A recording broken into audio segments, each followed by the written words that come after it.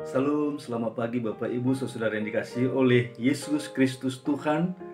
Pagi hari ini kita akan mendengarkan kebenaran firman-Nya yang terambil dari 1 Petrus pasal kedua ayatnya yang ke-9.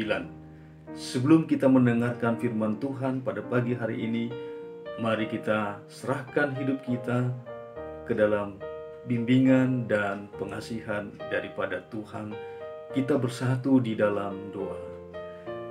Bapa di dalam surga, Allah yang agung dan mulia, terima kasih Tuhan, di mana Engkau kembali menganugerahkan kehidupan, kesehatan, sukacita, dan damai sejahtera bagi kami sekaliannya di pagi hari ini. Sebelum kami melakukan segala aktivitas kehidupan kami, Tuhan, kami ingin mendengarkan firman-Mu yang akan membimbing, menuntun kami menjalani hidup kami sepanjang hari ini dan hari-hari seterusnya. Berkati hati pikiran kami dan berkati firman-Mu Tuhan, untuk boleh kami lakukan dalam kehidupan kami, dalam kuasa Roh Kudus-Mu yang menguatkan.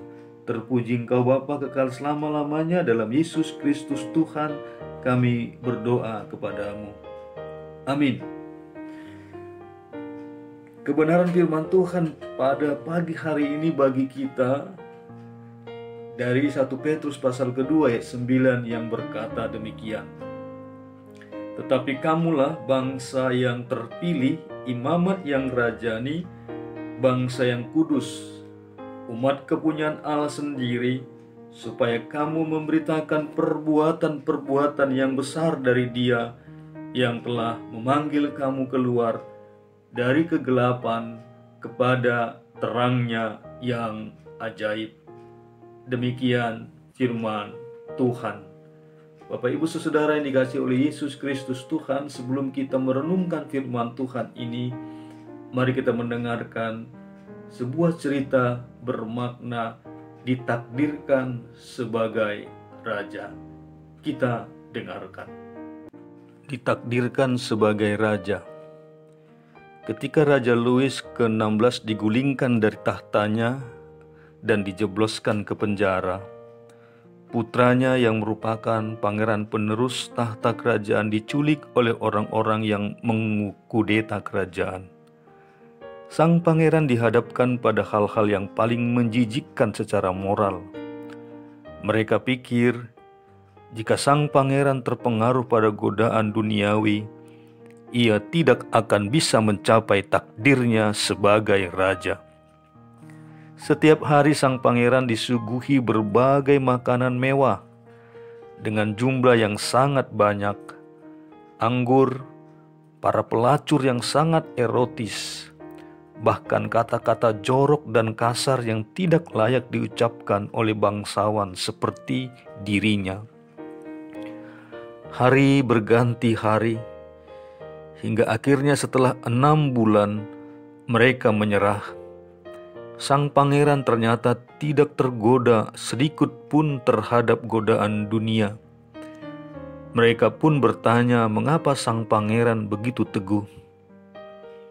Sang pangeran menjawab dan berujar, "Aku tidak mungkin melakukan hal-hal menjijikkan seperti itu, karena sejak dilahirkan, aku telah ditakdirkan sebagai raja."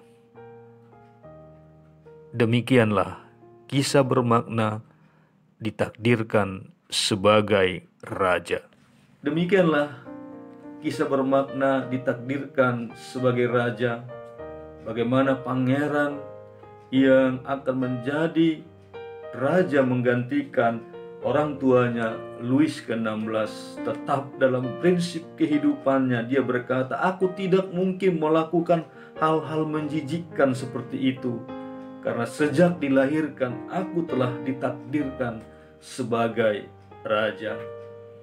Bapak Ibu Saudara yang dikasihi oleh Yesus Kristus, Imago Dei, ahli waris kerajaan Allah. Kita adalah warga kerajaan surga yang ditempatkan di tengah-tengah dunia ini. Sadarkah kita bahwa kita diciptakan serupa dan segambar dengan Tuhan, Imago Dei? Mengapa kita sering kali melupakan hal ini dan melakukan hal-hal yang tidak sesuai dengan kodrat kita sebagai anak raja. Dia bukan saja raja di muka bumi, melainkan raja di atas segala raja. Firman Tuhan ini ingin mengingatkan panggilan kita sebagai umat percaya di tengah-tengah dunia ini. Tetapi kamulah bangsa yang terpilih, imamat yang rajani, bangsa yang kudus, umat kepunyaan Allah sendiri, supaya kamu memberitakan perbuatan-perbuatan yang besar dari Dia yang telah memanggil kamu keluar dari kegelapan kepada terangnya yang ajaib. Dengan demikian juga tepatlah apa yang dikatakan oleh Paulus dalam 2 Korintus 3 ayat ketiga, kamu adalah surat Kristus. Kita adalah orang-orang yang dipercayakan untuk menjelaskan, mengungkapkan Kristus melalui motif, kata-kata, dan tindakan kita sehari-hari. Bagaimana kita hidup mencerminkan reputasinya sebagai anak-anak kerajaan surga. Kita adalah surat Kristus yang terbuka untuk dibaca oleh semua orang di dunia ini. Karena itu marilah kita perhatikan, sebagai orang-orang percaya dimaksudkan untuk secara jelas kembali mengungkapkan Kristus melalui motif kita, melalui kata-kata dan tindakan kita sehari-hari. Itu sebabnya tadi anak Raja Louis ke-16 ini mengatakan, aku tidak mungkin melakukan hal-hal menjijikkan seperti itu.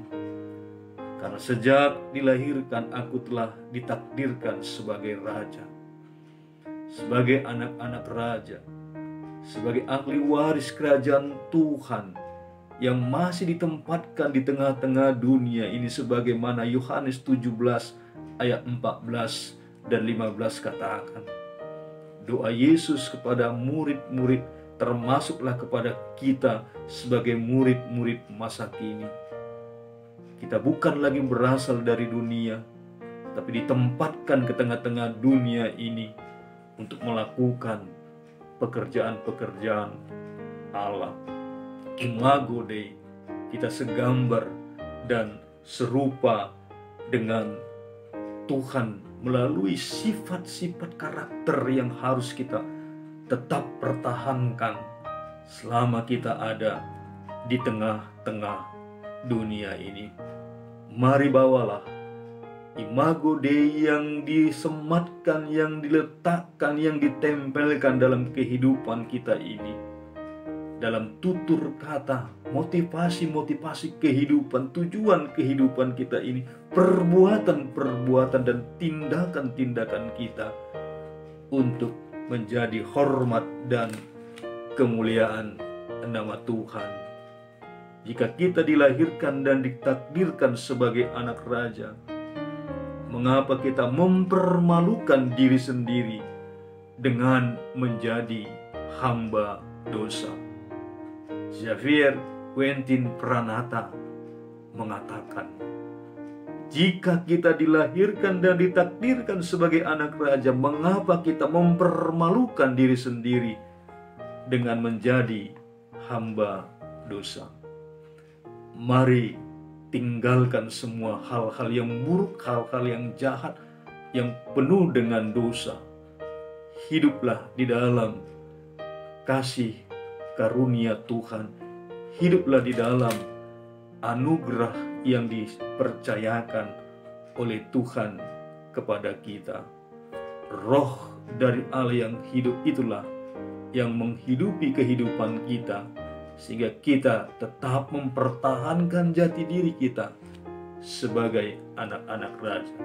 Aku anak raja, engkau anak raja, kita semua ini anak raja.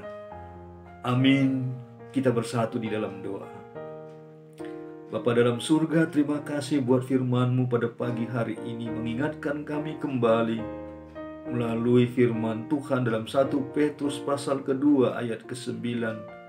Engkau yang telah memilih kami Tuhan menjadi imamat yang rajani, bangsa yang kudus, umat kepunyaan Allah sendiri, supaya kami memberitakan perbuatan-perbuatan yang besar yang dari Dia yang telah memanggil kami keluar dari kegelapan kepada terangnya yang ajaib. Tuhan, jati diri kami sebagai surat Kristus yang terbuka di tengah-tengah dunia ini untuk dibaca, diperhatikan dan dilihat. Tingkah laku kami, cara hidup kami Tuhan, tutur kata dan perbuatan kami, biarlah semua semakin lebih menyenangkan hati Tuhan, memberkati orang-orang di sekeliling kami, memberkati keluarga kami, bahkan memberkati bangsa dan negara ini.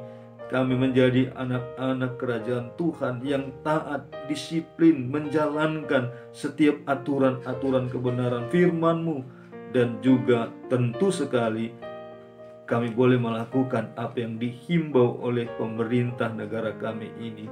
Khususnya Tuhan, dalam masa-masa kami menjalani tatanan kehidupan yang baru, new normal, Tuhan, biarlah kami terus mendisiplinkan diri kami masing-masing, agar kami boleh melaksanakan protokol kesehatan sebaik-baiknya, sedisiplinnya ya Tuhan, sehingga kami sungguh-sungguh memberikan makna dalam kehadiran kami sebagai warga kerajaan Tuhan, warga jemaat-Mu, warga gereja-Mu di tengah-tengah dunia ini. Terima kasih Tuhan, kami serahkan seluruh perjalanan hidup kami sepanjang satu hari ini ke dalam tangan pengasihan-Mu. Tuhan yang menyediakan, Tuhan yang mencukupkan apa yang kami perlukan, Tuhan juga yang menjaga dan melindungi kami semuanya, menganugerahkan keselamatan, menganugerahkan kesehatan, sukacita dan damai sejahtera-Mu. Terpuji termulialah Engkau Bapa, dalam Yesus Kristus Tuhan kami berdoa kepadamu. Amin. Salam, semangat. Tuhan memberkati kita sekaliannya.